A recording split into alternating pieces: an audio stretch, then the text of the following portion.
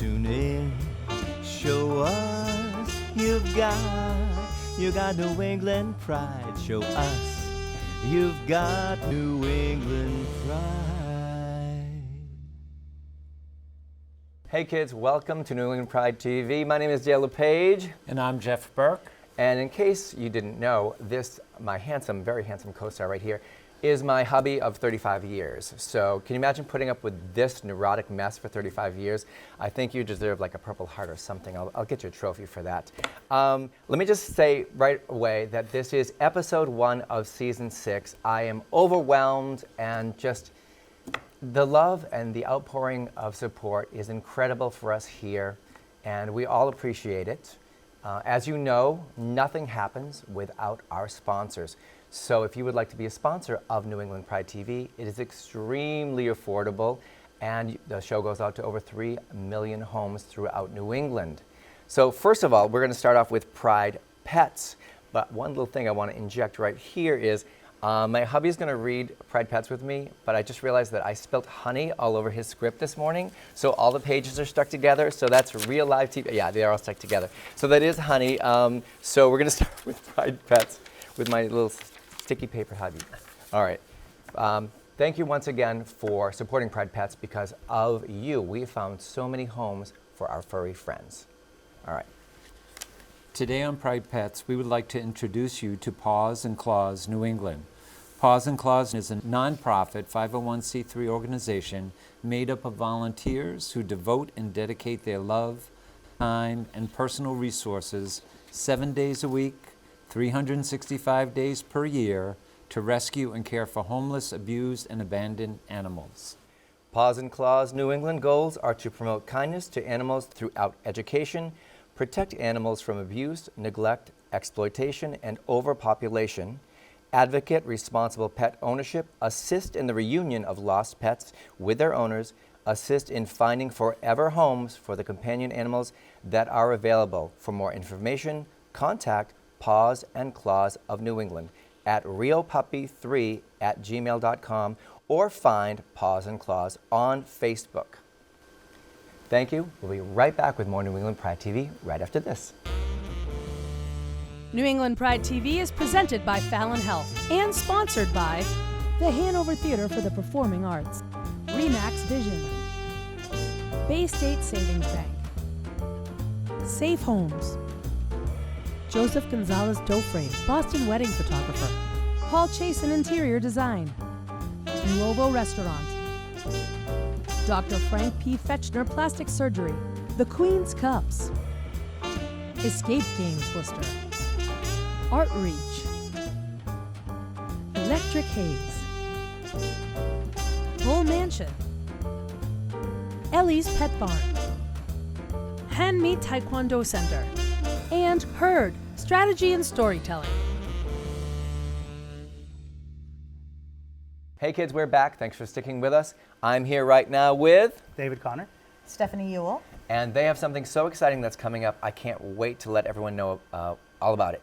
First of all, you're here representing what?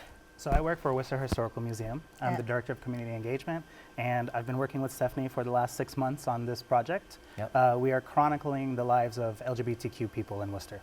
For the Worcester Historical Museum to do this, that is huge. It is That's huge. huge to me. Yeah. Now, how did this kind of Come happen? about. So I'm a professor of history at the College of the Holy Cross and a gender and sexualities and public history expert. And Bill Wallace, the executive director of the museum, and I. Hi, Bill. Hi, Bill. Hi, Bill. had worked together on an exhibit a few years ago called Worcester in 50 Objects that I curated. Oh, yes. And it was super fun. Is that how it started? Well, this is how my curation with Bill started. And then we Okay. were, one day, we found ourselves, not together, but we ran into each other in the Shaws. That's a very Okay. local story. Yeah. On Gold Star Boulevard. And started talking about other projects. And we're thinking, you know, the 50th anniversary of the Stonewall Uprising is coming up in June of this year, a landmark moment in LGBTQ Yeah. rights activism and history. And so we were thinking, wouldn't it be wonderful to do an exhibit and to build an archive on LGBTQ histories in Worcester County, because this is a story that has been on the margins for so long. Yes, yeah. And the logic, at least my logic as an academic, is if people have a history and you have an archive, then you have firm ground to stand on when people in the contemporary moment want to take away your political rights and say you're just of the now and you don't have legitimacy. So this idea was born at the deli section in Shaw's? It was, I think it was the cereal aisle, but yes. That is great. I love that. I love the origin story. Now, getting back for 1 second about the 50 objects, you were nice enough to have New England Pride TV included in that, so thank you for that. We That was a were. big. Thank you. That was a big deal for us. So thank you. Yeah. And so you're reaching out to all the people who have stories to tell. Yeah, so it's a three-prong project. Okay. The goal is to build an archive, which means to collect from individuals in the community Right. artifacts, documents, and memories that we can then have at the museum. Photos, So it's posters, posters, T-shirts, records, phone T-shirts. numbers on bar napkins. Okay. You know, yeah. everything. That was the thing, right? Yeah, and before phones, right? Before phones. And to build this archive to help to tell, so that scholars and students, et cetera, and community members can know their history. The middle point of the project is an exhibit that's opening at the museum on April 25th through October 12th. Yes. And David can talk more about some of that. The other third piece of it is an oral history project, because many of these stories are contained in people and in their Right, memories. right. Again, because people were from the margins, that sometimes the public nature of the lives of the past aren't really available because they were endangered at times. They were living on the margins. Well, I was fortunate enough to be called in to interview with you. Yeah. This is what you're referring to, correct? Yeah. And I loved the feeling of validation I got during my interview, where first of all you were extremely easy to talk to and very Thank you. funny Thank and you. fun. But I was trying to express to people that might be reading it or viewing it how actually it was dangerous back then. It was Right. incredibly dangerous. I referenced one of my friends being pulled into a van and being beat. Did other people have stories like that also? Yeah, there have been plenty of stories of gay bashing Yeah. and fears of walking from your car to the mailbox. Absolutely. Of Yeah. homophobic epithets being thrown at people, Yeah. of a highly closeted community. But then that made spaces through bars or bookstores or the Metropolitan Community Church, et cetera, Right. for community and solidarity. Right. So 'Cause it's been really powerful. I remember the beer bottle being thrown at my head and all that. You know, all these slurs that I think I was maybe 18. Yeah. Yeah. So how many people are you interviewing for this project? So far we've interviewed about 18 or 19. Okay. The goal is that the exhibit is the space in the middle of the project, which I should say, the project's been really generously underwritten by the College of the Holy Cross. We Ooh, won. thank I you. applied for, Wow. yeah, I applied for and Wow. won a Mellon Foundation grant for the Scholarship in Action, which is this idea of bringing scholarly expertise into the community. So I'm helping to build with Bill Wallace and then the two co-curators who need a shout out, who are Bob Tobin, a professor of queer literature at Hi, Clark Bob. University. Hi, Yeah, Bob. we love Bob. We love Bob. Brilliant. And Joseph Cullen, equally brilliant, professor of history at WPI, who's our digital curator, who's bringing all the scanning and bringing all the material. When people bring materials in, he's taking care of making them available. So it's been really generously underwritten with the Scholarship in Action grant. It's a 3-year project. The exhibit's the middle point. I'm sure people are going to come and say, that's not right. I don't remember it that way. Why aren't I there? And we are thrilled. Yeah, because you can add them for That's the the future. point of the yeah. It's an exhibit. ongoing story. Yeah. It's an How did ongoing you get story. involved in this now? So I've been a part of the Latino History Project of Worcester, which is a 5-year project. So we kind of wanted to model the LGBTQ History Project after that. So what we do is we invite community stakeholders to the table to get the project out, to get the story out. And so Bill approached me and asked me if I was interested in a position at the museum to sort of gather the troops, I guess is the word for that. Yeah. And how would you go about that? So it's a really interesting process. We try to find academics. We try to find different representatives from around the city who are willing to put in the time, because these projects are a lot of time and effort. We spend a lot of time behind the scenes and working nights and getting the story told. And so it's been, it's a challenge. And so that's kind of what my job is, to gather the troops and to get the story out. And David's been a lifesaver. So we got our community board together. I think we had it together for a few months, and you came on, and it's just been great. So How the many board, people are on the? The board is about 12-ish or so. So Okay. folks from Age Project Worcester, Yep. from Worcester Pride, Yep. Boys and Girls Club, UMass, Clark University, all sorts of different partners in the community. Right. And the idea is also for the museum to build sustainable practices for telling and collecting marginalized histories. In other words, trying to be really inclusive and representative of the diversity of Worcester history, not just top-down history, and also to strengthen relationships, right? So It's also a moment for us to put a permanent stamp on history in the city for the LGBTQ people. right. One of the things, the Worcester Historical Museum is really doing something I think which is incredibly progressive by doing this. And I mean, when I moved here back in 1979, I don't think it would have even been a thought Right. to. Can I just say that I think it's a very serendipitous moment for Worcester's history right now, LGBTQ history specifically. You have people all across the city who are doing great work to kind of push us forward as a community. You have the people from the LGBTQ Asylum Task Force who, Yep. through their fundraising efforts, are each year getting bigger, raising more money, providing spaces for people. And then you have people at UMass who are advocating for an LGBTQ cultural center. So I think Worcester Historical Museum is doing the right thing at the right time to kind of push this story narrative Absolutely. forward. But we have to be careful too, right? Because if you look at the history, in around 2000, 2004, 2003-04, Water Street became a kind of hotbed for LGBTQ activity. It Pride did. Parade It was did. there, Yes. Vibes was Yep. there. There were Yep. several Yep. openly LGBTQ owned businesses, and and at the same time as the debate around marriage equality. So there was a real sense of momentum in the early 2000s that then kind of fizzled out a little bit, and people did. in our oral It histories did. have Yeah. been disappointed by that. And so I Yes. think it's really important Yeah. that That's a your whole- audience That's another get behind this aspect of it, Absolutely. right? so that this is the moment. Right. This can be the watershed of true inclusion and empowerment, because Worcester, for many people, remains a relatively closeted space. It's one Well- foot out the closet, 1 foot in. Yeah, yeah. It took a long time to get this far, and I'm sure we're going to be making a lot more progress. Unfortunately, we have come to the end of this interview, which is Thank so you. sad.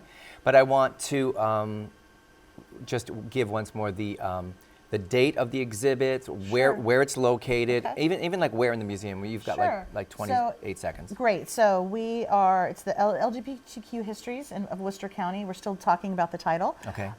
It's opening on April 25th at the Worcester Historical Museum on 30 Elm Street in Worcester, and it runs until October 12th. We're also going to have all sorts of awesome programming, again, to try to be inclusive of the many communities that fall under the LGBTQ plus Nice. umbrella. Yeah, because it's really about advocacy and education and building solidarity.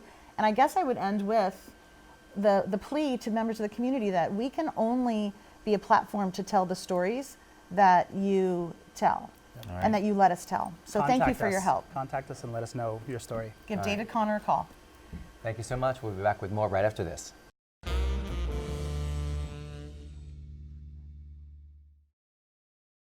Hello, everyone. It's me, Miss Lady Sabrina, and we're back. Now, let's talk about the migration of morals, shall we? The migration of morals is when we start to reach spring, and everyone who has had to rely on their personality can now stop relying on their personality and now just take their clothes off. We have in our culture the moment spring arrives and all of a sudden everyone starts getting out of their relationships because they wish to partake in the summer spoils. My personal opinion on this is not for those individuals, because those individuals cannot be helped. This is for the ones on the other side of the fence. One of the things that we run into when all of a sudden someone wants to leave is we start kind of thinking about the different things that we could or couldn't have done or should have done. And I think, when we're talking about those individuals who like to be single for the summer, unfortunately there's no way for us to keep someone like that. I think it's for us to kind of identify, what our needs and our goals are, and then maybe seek out someone who has similar values. I have a lot of friends who, during these times get very down on themselves because they all of a sudden, have an empty space in their bed and in their hearts. I think one of the things is this gives you a great opportunity to kind of do a self-evaluation of what are some of the things that you're looking for. So I'm going to give you just a quick idea of something that you can do. It's called a dating Bible, okay? What it is you make a list. Actually, you make 2 lists. Things that you want and things that you don't want. Now, once you have that list complete, you split that list up into 2 different categories. Things I absolutely have to have, and things I want but could live without. And then on the other one, things they absolutely can't have, or things that if they had, I don't like but I could live with. Now, once you've completed that, you eliminate the 2 middle columns and just keep the outside columns, which are the things they absolutely have to have and the things that they absolutely can't have. Now, moving forward, this is what we call your dating Bible. So when you go on a date, you go through the list, and if they don't have everything on the first list, or if they have something on the last list, then they're not a candidate for you and you must move on. Even if, you're catching feelings for the person, if they're not going to be there for the long haul, it's better to know now than down the road or in spring. What I would like you all to do is I would like you to try and do that list for yourselves and find your self-worth and find what it is that makes you special. And if the person that you're with doesn't see your value, it doesn't make you less valuable, it just makes them less able to see it. We'll just use that word. So give that a try. I love you all, and I hope you are all having a great year so far. If you need anything else, all you have to do is write New England Pride TV if you have a question for me. I love you all. Love and light, Lady Sabrina. Welcome back to more New England Pride TV. I'm your host, Dale LePage. I am joined right now by Chris Shepard, the Artistic Director of Concora, Connecticut Choral Artists. We are a professional choir based in the Hartford area. and yourself. Jamie Spillane, Director of Choirs at UConn. Now, I went to go see Considering Matthew Shepard, which is a magnificent piece of music and I'm going to say theater at Mechanics Hall in Worcester. I cried the ugly cry. I thought it was profound. I think I even wrote that when I sent an email off to whoever your executive director is, and I'm like, the event was profound. It left me weeping with sorrow and joy. So how did this Considering Matthew Shepard begin? What's the origin of this? Well, 20 years ago, Matthew Shepard was brutally murdered in Wyoming. And Craig Hella Johnson, who's a brilliant conductor of a group called Conspirare and composer, was powerfully moved and decided that he needed to, in some ways, come to terms with his own ache about it, and also he had to work his way through it. Work his way through it, and through doing that, change the world a bit, help us, and help be a window into this tragedy. So he started writing, and he came up with somewhat much like a Passion, where everything was sad. It was like the death of Matthew Shepard. Yes. And they did the workshop performance, which was I think 20 to 40 minutes long. And then he talked to some other collaborators. And the other collaborators, one being Michael Dennis Brown, a well-known poet in the Midwest. And Michael said, we have to tell just not the sad story. We have to give people a window into who Matthew was, and who were the players in this tragedy. Which is done so well. And I think that's what made it, what makes it powerful. Because I was unaware of this. I think everybody I know is aware or should be aware of and know who Matthew Shepard is. But those kind of like side stories are what makes it so personal and it just sucks you in. Now, your role in this is... Yeah, well, Chris and I, last year, kind of about this time almost, we said we need to get our choirs together, Concora and the chamber singers at UConn together. Let's do a project. Okay. So we went and we had lunch together. And we were talking about big things like the Monteverdi. Monteverdi, just big choral works. Yeah. And then Chris said, what I'd really like to do is considering Matthew Shepard. And I stopped because you had I been was aware? thinking the same thing. Oh, That's what God, I I have really wanted goosebumps to right do. now. And it was one of those, I had goosebumps Yeah. because I think at lunch we both went, Oh my God. this is what we have to do. And in fact, the whole project from beginning to end, everything unfolded in such an organic way. I tend to be a bit skeptical about these works. The choral community is such that there's often one composer or one work that everybody talks about. And it's like my musical theater friends with Hamilton. They resisted it at first. And then I said, well, I should listen to this. And I actually conduct a choir, the Worcester Chorus here in Worcester, but live an hour and a half away in Connecticut. So I listened to it on my drive home. And like you experienced, Dale, I had to pull over because I was was just that powerful? it was just Yeah. unbelievably powerful. Yeah. So then the fact that Jamie was as interested, and it unfolded in such a way that we really believed that this was a perfect opportunity also to reach out to different communities, bring more people in, and also to be able to raise some money for different organizations. Right. I think, in particular here in Worcester of the Asylum Task Force, Yes. which is just, and there are many other, Yeah. we raised well over 10 grand for organizations in Stamford, Connecticut, in Hartford, where we also performed, and here in Worcester.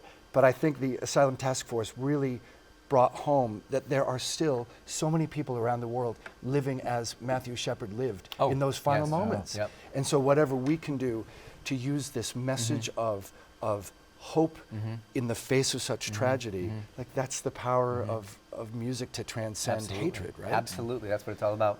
And I think, Education leads to understanding. That's my motto for, Yeah, perfect. I think one of the most poignant messages of considering Matthew Shepard, and it's just not one community. There's a wonderful movement called All of Us, is that making this important involves every human, not specifically anybody. It's Right. all of our responsibility to make a difference here and in to fact, love if, more. if you wanted a way into this piece for all our viewers, I would just say go to YouTube, Yep. type in All of Us, Okay. and then Johnson, Craig Hella Johnson. Okay. Because that is the movement that so many of us first came to. You might remember I'm Dale, not aware of this, It's- but so thank you. it's yeah. the gospel piece right at the very end. Yeah. Oh, and it oh, is oh, just okay. so Okay. It's powerful. right out of that. It's very Oh, powerful. okay. Yeah.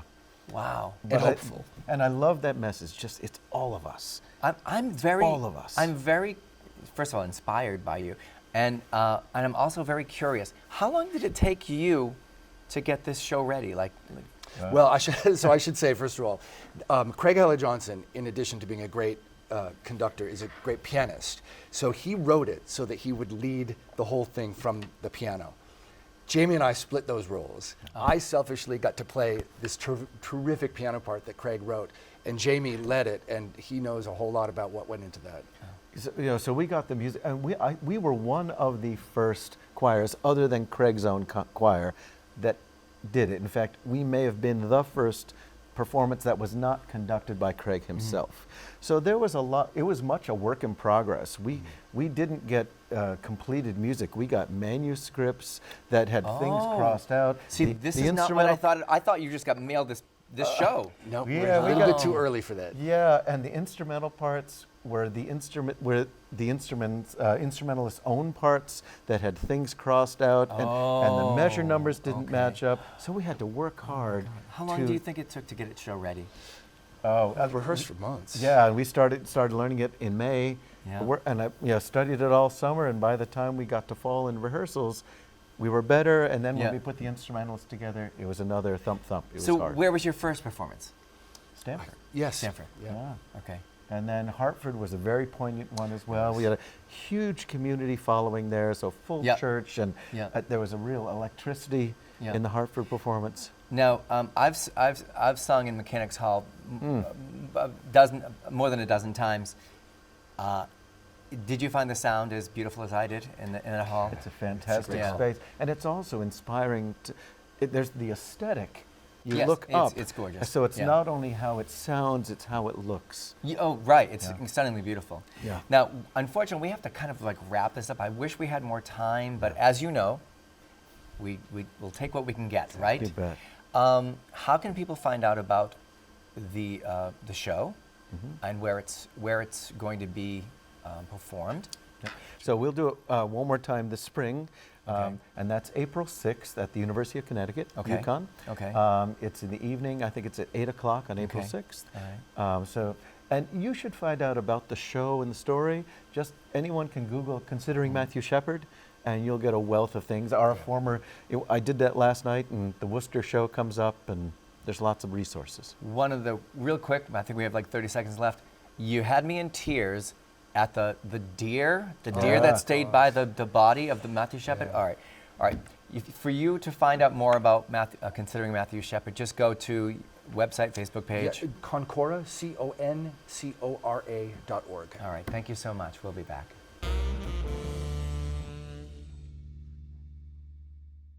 Hey, it's me, Amy T, with another episode of ECT. It's a Sunday morning. I'm sitting here, I get a cup of coffee, and I'm writing for my one-woman show.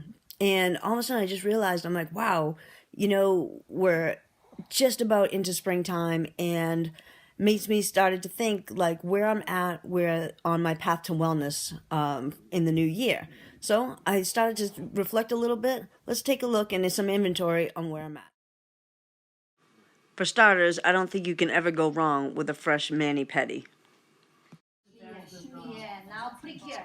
That's good. The girls and I got another deal on Groupon and went to a Himalayan salt cave for some therapeutic meditation and detoxification. And I'm continuing on my path of wellness and my commitment to my health and head back into the gym. I think it's about 7 below this morning. I went back to my roots and made breakfast for my friend. And let's be honest, can you really go wrong with a tea party with a 2-year-old? For your tea. Sometimes it's just as simple as a relaxing nap. My environment is extremely important to my mental health, so a fresh coat of paint can make all the difference in the world, and a perfectly manicured lawn. She has lost her mind.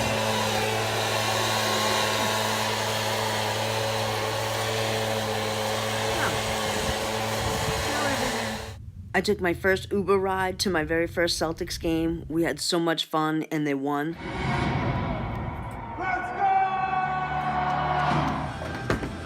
I got out of my comfort zone and went bowling. It's a lot for me because it stimulates my anxiety and panic attacks, but I had a great time. And the best part of it all, my one-woman show sold out in under a month, and I got to perform at Laugh Boston. Like, I don't get political at all. I don't like to talk politics on stage or anything. But can we just all agree, like, Trump's brain is what happens when syphilis goes undetected for like a decade? Can we just agree with that? I got nervous, right, when he was doing repeal and replace, right? I got nervous. I thought I was going to lose my health care, And I hadn't been to the doctor in like 15 years. Then they sent me for an internal ultrasound. Ladies, yeah, all up inside me, Amy T. And I'm already nervous and anxious as it was, right? And the nurse comes barging in and she just starts barking at me. She's like, is there any chance that you could possibly be pregnant? Right? Like, I need you to feel the temperature of the room, So she's yelling at me. She's like, well, how do you know? What kind of birth control do you use? Girls. I don't know. So far, I think I'm having a pretty good year. Until next time, this is Amy T with ECT. Make sure you're responsible for the energy you bring into this world. Practice compassion and tolerance.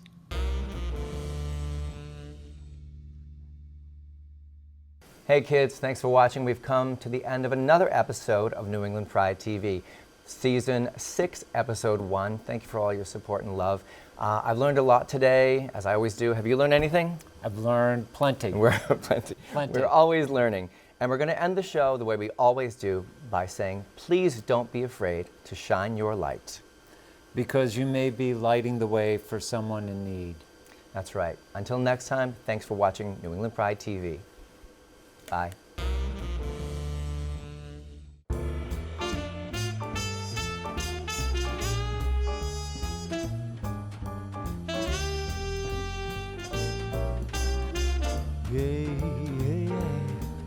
Tune in, show us you got New England pride. Show us You've got New England pride. New England pride.